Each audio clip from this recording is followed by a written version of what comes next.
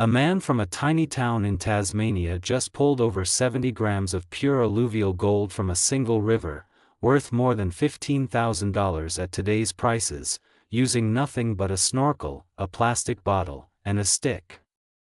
No machinery. No mining lease. No crew. Just one man chest deep in freezing water, sucking gold nuggets out of bedrock cracks that haven't been touched by another human being in over 100 years. We're gold snipers and adventurers from the island of Tasmania. We're currently on day 3 of a 5-day adventure revisiting an old gold field that has been abandoned from society for over 150 years. His name is Levi Triffitt. And that 70-gram haul was not even his biggest find. After 6 years of returning to the same remote Tasmanian river, Levi finally struck what he calls the mother lode, a deposit so rich it changed everything he thought he knew about gold prospecting on this island. But the reason he was out there in the first place, alone, miles from anyone, season after season, is a story that cuts much deeper than gold. Because Levi wasn't just prospecting. He was trying to survive the worst loss of his life, the death of his brother. This is the full story of the Tassie Boys and their massive gold discovery. We're back into the wild rivers of Tasmania's temperate rainforests on an adventure of a lifetime. I'll be spending 3 days along the banks of a remote river, camped up, looking for gold. My goal for this trip is to return to a super-rich gold deposit of fine gold for 2 days. Where it all began before there was gold, there were motorbikes.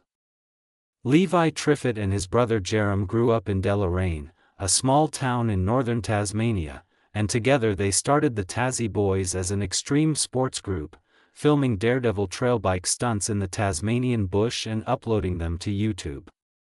The channel grew fast. Then in 2012, while riding through remote bushland near the Great Western Tiers, the brothers stumbled upon a skull by a creek. Lots of people think dog, Jerem told reporters at the time. But when you actually get on Google and compare it to your normal dogs that are in Tasmania, the closest thing we could find it to was an American timberwolf, which I don't believe we have here. The skull was rushed to the Queen Victoria Museum and Art Gallery in Launceston. The media went wild, just found a male and a female thylacine head side by side. Hold the other one up. We're not really sure what they are. Side by side on the bank of this creek, which we're not going to. Oh, don't break it. Did you just knock his big tooth out? No, you think it might be a SH. Could this be proof the Tasmanian tiger still existed? Scientists examined it and identified it as a dog skull. But the attention launched the Tassie Boys into national headlines, and the channel kept growing, eventually reaching millions of views. What drove both brothers went deeper than stunts. Their younger brother, Coram, has severe autism requiring full-time care. Their mother, Deborah, fought for years to establish proper autism services in Tasmania, eventually relocating the entire family to Canada so Coram could attend a specialized school, then lobbying the Tasmanian government until they committed $225,000 to create Giant Steps Tasmania in 1995. The Tassie Boys performed stunts to raise awareness for autism in 2013. From the beginning, adventure and purpose were inseparable for this family. Somewhere along the way, Levi's interest shifted from stunts to what was hiding beneath his feet. Tasmania sits on some of the richest alluvial gold deposits in Australia, and most people have no idea. Gold was first discovered on the island in the 19th century, with major production from areas like Beaconsfield, Mathina, and the remote western rivers. The Northeast alone recorded over 288 kilograms of alluvial gold production from the Mathina area during the colonial era, but the terrain is savage, dense temperate rainforest, rivers that drop to near freezing temperatures even in summer, and bush so thick that one of the major problems in finding gold in Tasmania has always been the sheer difficulty of simply getting to the rivers in the first place. Dense vegetation makes metal detecting almost useless in many areas. Unlike mainland Australia, where open ground gives prospectors room to swing a detector. When the accessible gold ran out in the early 20th century, most miners simply packed up and left. Entire gold fields were abandoned and swallowed by wilderness.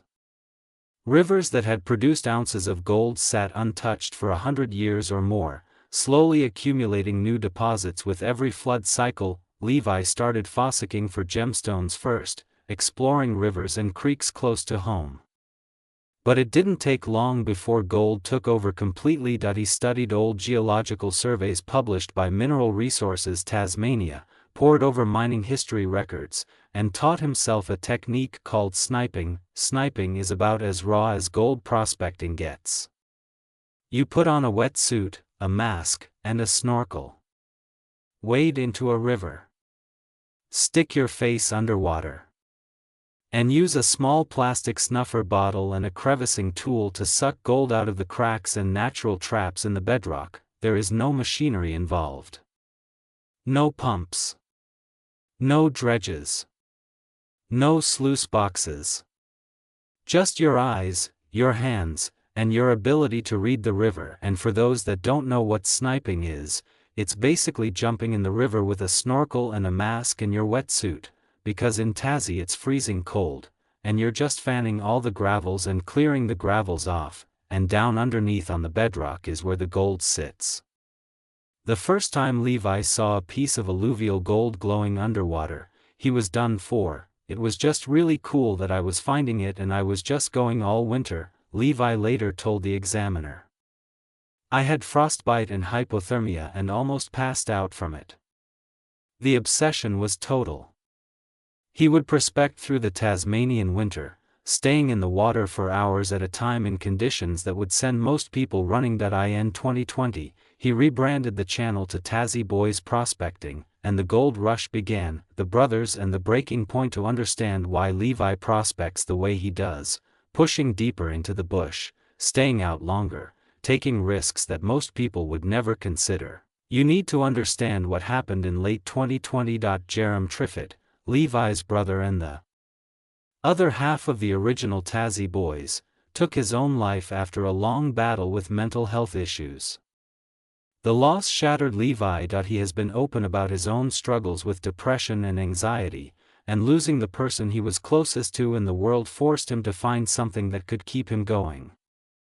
Prospecting became that lifeline. We had a different bond as brothers than most, Levi said in an interview with the Examiner. Most brothers fight, they don't get along. We were pretty good because we had to survive with our third brother that had autism, which was severe.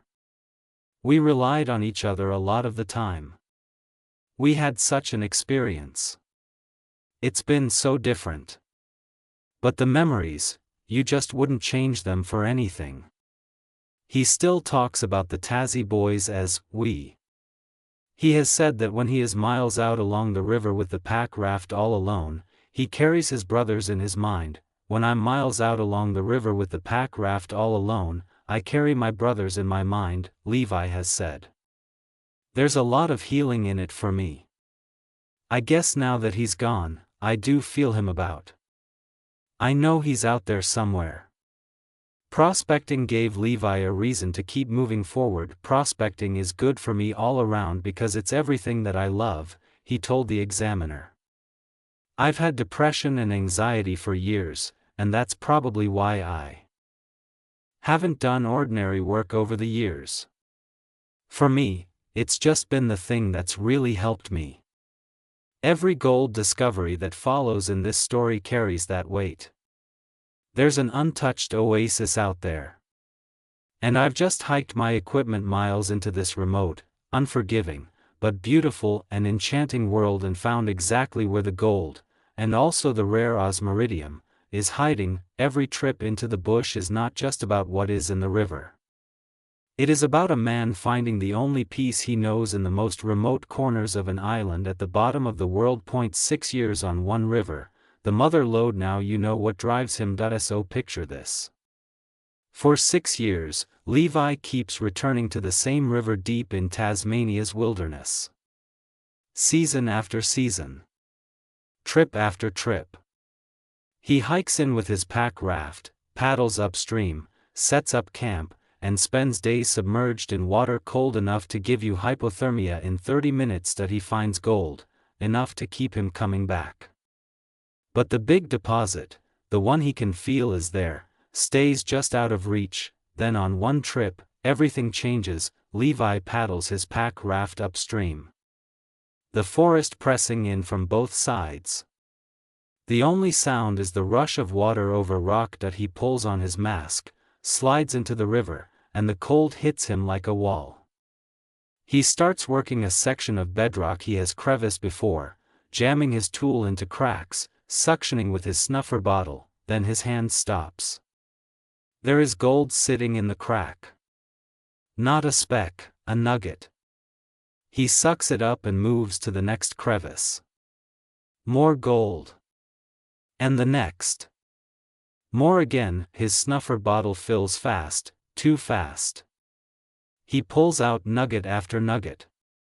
Chunky pieces of alluvial gold sitting in traps that seem to have no end. I've been gold prospecting on this river for over 6 years now.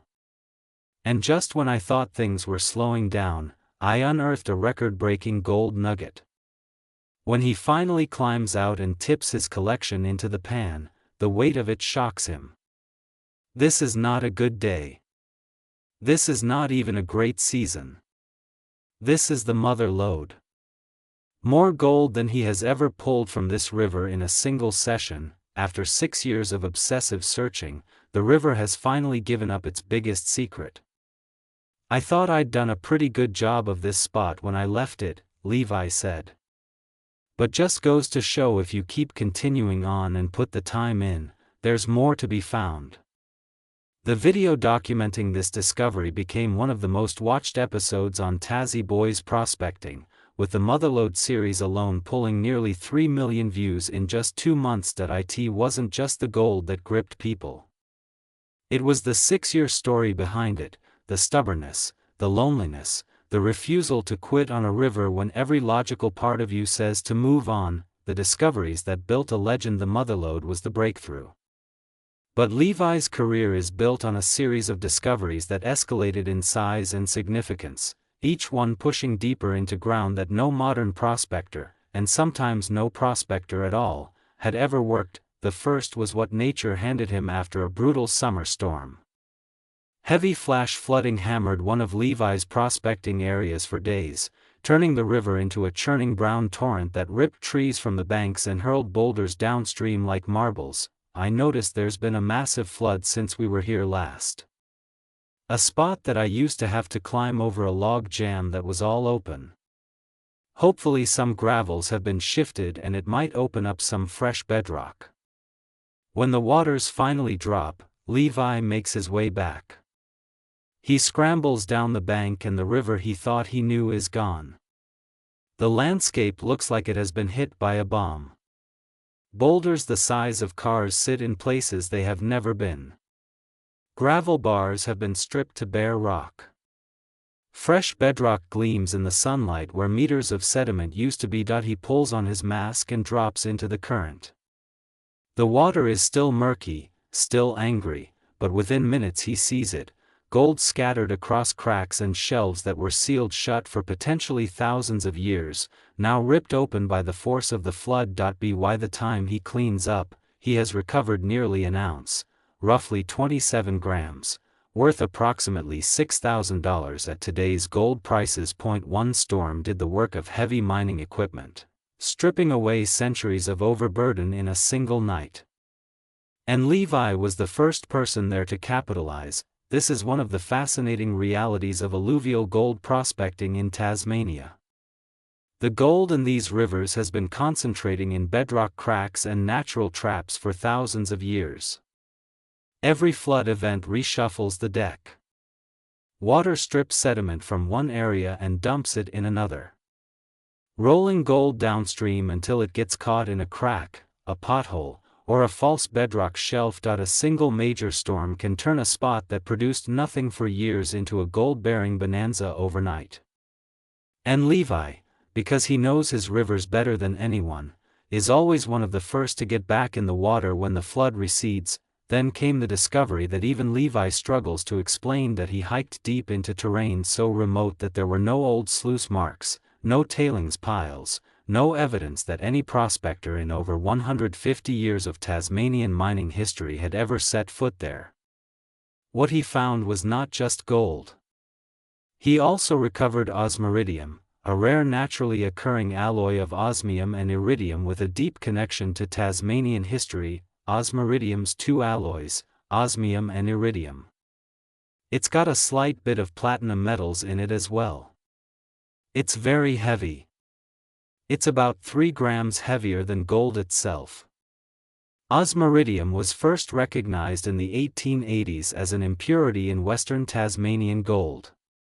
Miners threw it away. The Royal Mint penalized people for gold contaminated with it. But by 1909 its price exploded.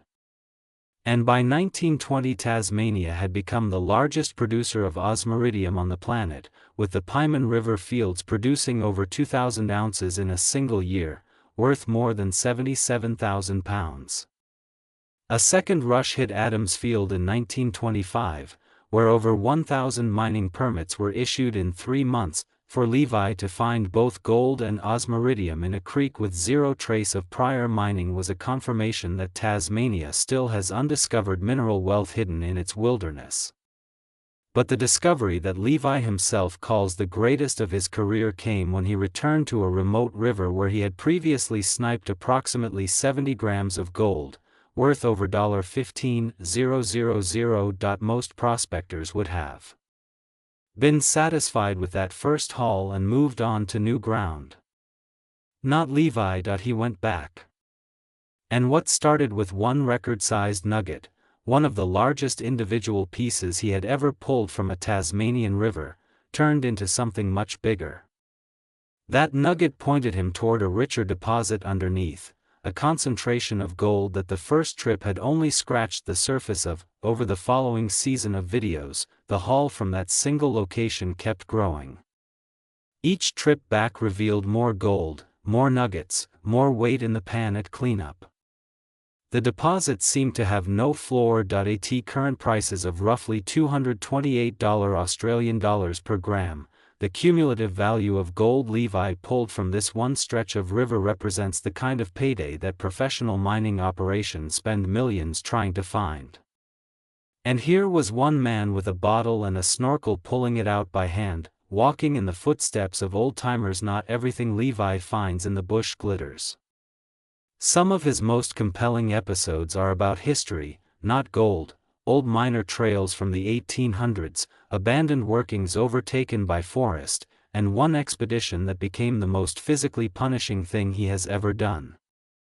Together with fellow Tasmanian prospector Rob Parsons and adventurer Hugh Calvert, Levi set out to find the lost burial site of John Stannard, a 19-year-old Huon piner who drowned in the Jane River in 1901. Stannard had been working the area with 3 mates since 1899, felling Huon pine trees. He slipped from a log and went under. His mates buried him on the riverbank and planted 3 Huon pine seedlings around the grave. In 1901, only 2 years later, one of these men, a young 19-year-old John Stannard, slipped and drowned while trying to free a log jam in the river.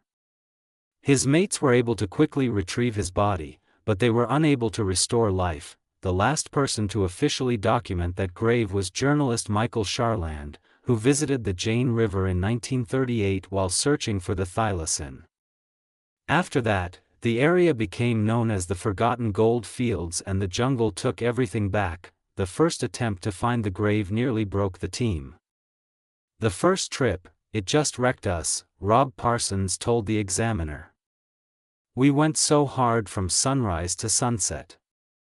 We all basically staggered out of there. I crawled most of the way. My right leg was ruined. My knee wouldn't bend. I couldn't lift it, so I was dragging it over stumps. They had walked 24 kilometers in a single day through some of the densest bush in Australia. They came back months later. This time they used pack rafts to travel the rivers and save their legs. Calvert had to pull out on day one with injuries. Then Levi's raft burst mid-river, dumping him into the freezing current. The weather turned. Rain hammered down through the canopy. They were soaked, cold, exhausted, and seriously considering turning back, but they pushed on. Day 4. They had already searched everywhere they thought the grave could be. They were on their way out. Spirits crushed. Packs heavy.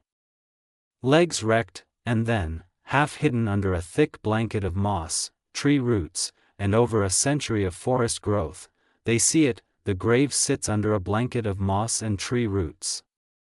3 Juan pines, now over 120 years old, still stand around it. When we got there and we did find it, Levi said, there were still 3 Juans. They would be 120 years old and the back plate of the headstone was still there and part of one of the crosscut saw blades was sticking out of the ground. It's gone. The headstone gone, but the main piece is still there and the crosscut saw is there. Dude, we did it. It was insane, Rob Parsons added, because we had already searched the whole area. We were on our way out. We had given up.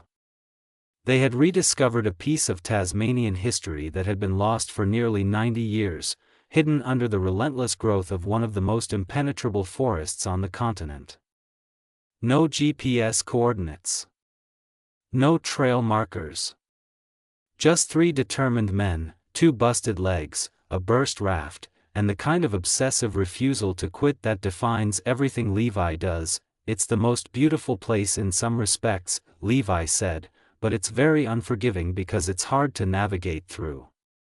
The man, the river, and what gold really means today. Tassie Boys prospecting is Levi Triffitt's full-time job. The channel has grown from those early motorbike stunt videos to a prospecting phenomenon with tens of thousands of subscribers, over 11 million total views, 51,000 followers on Instagram, an individual video series that pull millions of views in weeks. That he runs a Patreon community where he shares prospecting techniques, gives away gold to subscribers, and teaches people how to navigate the Tasmanian bush. He sells merchandise through his own store, and under a quirk of Tasmanian law dating to 1995, technically none of the gold he finds belongs to him. A prospecting license does not grant ownership of minerals, meaning all his discoveries technically belong to the Crown, a rule unique to Tasmania that no other Australian state enforces, but the gold was never really the point. Levi has said that prospecting saved him. That the rivers and the wilderness gave him a place to grieve, a place to heal, and a reason to keep pushing when everything else fell apart. He has been open about struggling with depression and anxiety for years. He has admitted to pushing his body past safe limits, risking frostbite and hypothermia in pursuit of gold during Tasmanian winters, and through all of it, he has kept the camera rolling, sharing every triumph and every setback with an audience that has grown to care about much more than what is sitting in the bottom of his pan, somewhere right now, on a river that does not appear on most maps, in a stretch of Tasmanian wilderness where the nearest road is a full day's hike away. There is a man in a wetsuit with his face underwater, scanning cracks in the bedrock for the glint of something ancient. He is alone. He has been alone for days. The forest around him has not changed in 1,000 years. The only sounds are the rush of the current and the occasional crack of a branch in the canopy above, and he is carrying his brothers with him, one in memory, one in spirit, the way he has on every trip since the world changed in 2020. Levi Triffitt did not set out to become one of Australia's most watched prospectors. He set out to survive. The gold was just what the river gave him in return, and the river, it turns out, had been holding on to its secrets for over 100 years, waiting for someone stubborn enough and broken enough to keep coming back until it finally let go. If this story moved you, let us know in the comments which moment hit the hardest. And if you want to see more stories like this, subscribe so you do not miss the next one. Because here is the question this story really asks: What would you spend 6 years searching for?